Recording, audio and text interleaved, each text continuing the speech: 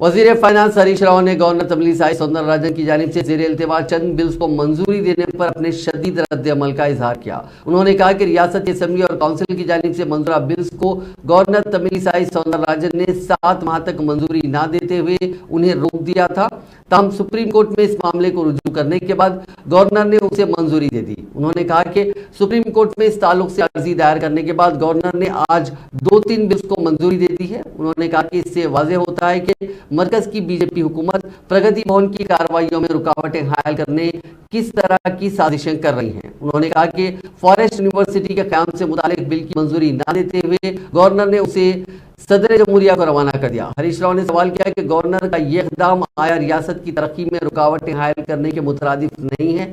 اس کے علاوہ common recruitment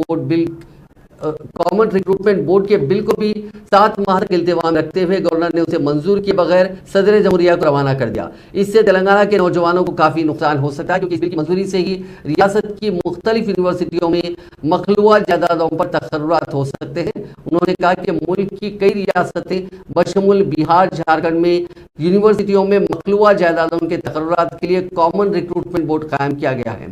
اسی طرز پر تلنگانہ میں بھی کامن ریکروٹمنٹ بورڈ قائم کیا جانے والا ہے، لیکن گورنر نے اس بل کو منظوری نہیں دی، جبکہ یہ طریقہ کار ملک میں 1961 سے عمل میں آ رہا ہے۔ انہوں نے کہا کہ مرکز کی جانب سے ہدایت ملنے کے بعد گورنر ریاستی حکومت کو مختلف طریقوں سے پریشان کر رہی ہیں۔